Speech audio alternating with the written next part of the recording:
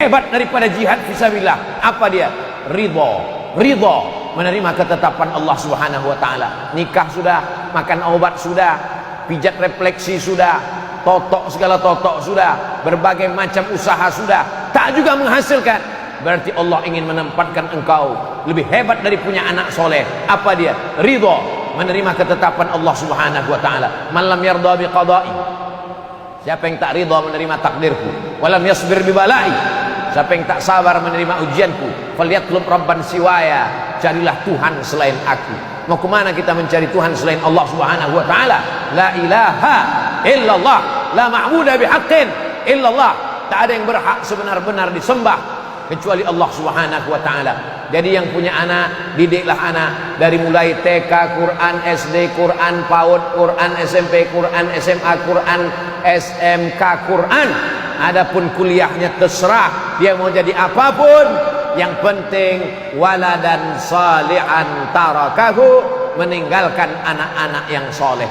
Apa kata B.J. Habibie, Bahruddin Yusuf Habibie, orang yang IQ-nya lebih tinggi daripada Einstein, yang hebat, lebih tinggi lagi B.J. Habibie.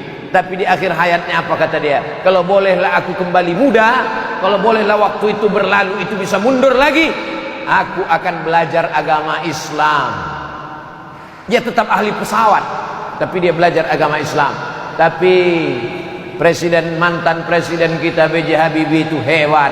Walaupun dia bukan ahli agama Islam, tapi berapa perjuangan dia untuk Islam. Ikatan Cendekiawan Muslim Indonesia, slogan Imtak dan Imtek. Imtak iman dan takwa, Iptek ilmu pengetahuan dan teknologi. Dialah yang menggelorakan otak boleh Jerman, hatinya tetap Makkah, hatinya tetap la ilaha illallah Muhammadur Rasulullah sallallahu alaihi wasallam. Ustaz anaknya kuliah di mana? Sains Teknologi, jurusan komputer. Muhammad Mustafa A'zami, MM A'zami, mendapat gelar doktor dari Cambridge University, Inggris, membela Islam dari serangan-serangan orientalis. Tapi anaknya tidak jurusan hadis, anaknya bukan jurusan tafsir, anaknya bukan jurusan usul fikih, anaknya belajar komputer di Amerika. Lalu orang pun komen, masa anak profesor ahli hadis belajar di Amerika? Dia memang belajar komputer, tapi yang dia buat apa? Dia menjadi seorang programmer. Dulu orang kalau mau mencari hadis, buka Sahih Bukhari, tak dapat.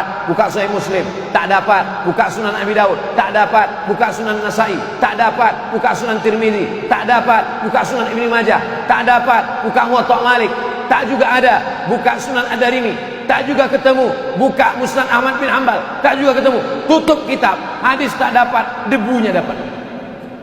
Tapi begitu programmer membuat program Alfiyah 1000 kitab dalam satu CD, satu flash disk, awal dulu dalam bentuk CD Alfiyah, lalu kemudian berkembang menjadi Syamilah, awalnya 3 giga, melompat menjadi 20 giga, menjadi macam-macam sampai tera.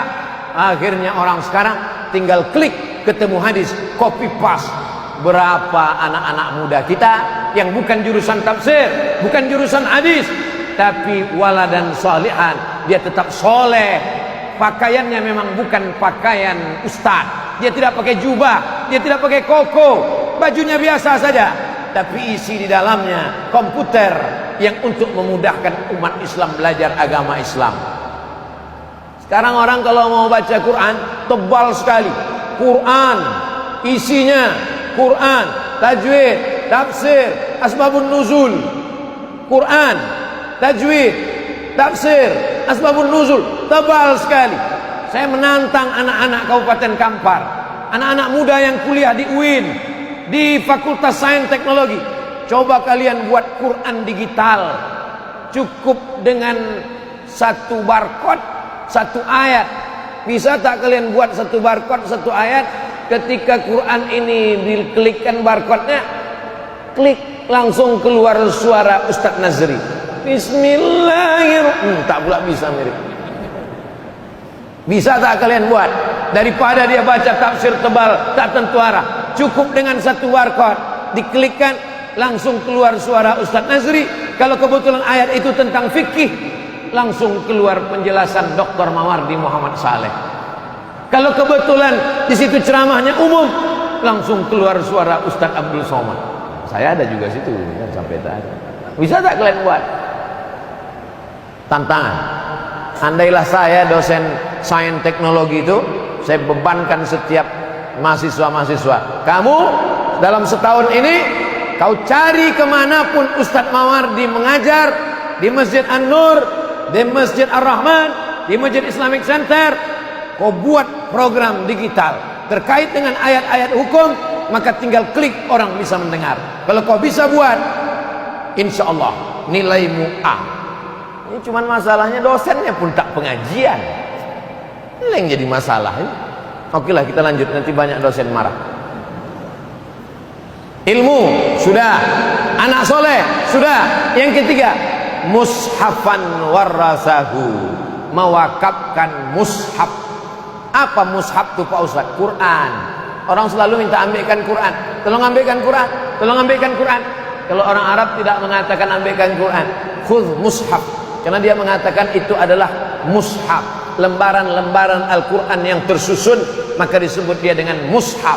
Quran tak ada bentuk jamaknya, kitab, jamaknya kutub, fiha kutubun qayyimah. Tapi Quran tak ada bentuk jamaknya, karena Quran hanya satu. Lalu yang ada itu apa? Itu adalah mushaf, tapi dia tetap la yamassuhu illal mutahharun. Ahlus sunnah wal jamaah, bukan Mu'tazilah. Ahlus sunnah wal jamaah berpegang bahwa memegang mushaf itu pun Hanafi paling tua, Maliki nomor 2, Syafi'i nomor 3, Hambali nomor 4, mesti berwudu. Tapi saya mau menjelaskan bahwa mewakafkan mushaf, alhamdulillah sekarang program-program wakaf mushaf Al-Quran. Berikut ini penyerahan wakaf mushaf Al-Quran sebanyak 1000 eksemplar, disebarkan ke suku Talang, suku Akit, suku Laut, suku Sakai, disebarkan ke desa terpencil. Kami mengantar ke kampung-kampung. Alhamdulillah, luar biasa.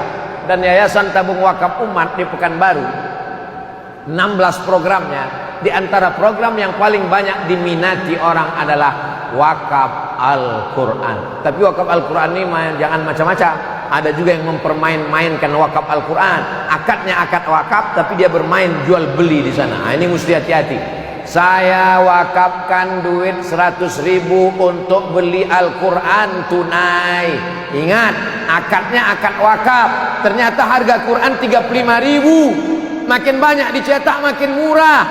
Akad Quran 35.000. Akadnya kau katakan wakaf, duitnya kau pakai untuk operasional. Tak betul akadnya.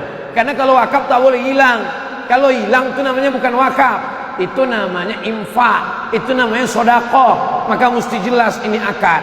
Yang membedakan antara jual beli, gadai, pinjam meminjam, letaknya pada akad. Itu maka dalam Islam itu akad fikih itu luar biasa. Jadi nanti kalau ada orang mau program wakaf Al-Quran, silakan wakaf Al-Quran, tapi jelas akadnya. Ingat, banyak orang yang berniat baik, tapi berniat baik ini disalahgunakan oleh orang-orang yang tidak baik. Tapi kita tidak pernah taubat berbuat baik. Jangan sampai hanya karena 1-2 orang yang mempermainkan wakaf, lalu kemudian kita taubat berbuat baik. Saya taubat minum khamar, bagus. Saya taubat berzina, bagus. Saya taubat korupsi, bagus. Saya taubat sedekah, jangan. Ini umat ini banyak sekarang. Taubat saya pengajian Pak Ustaz, jangan. Kita tetap berbuat baik. Maka silakan wakaf Al-Quran.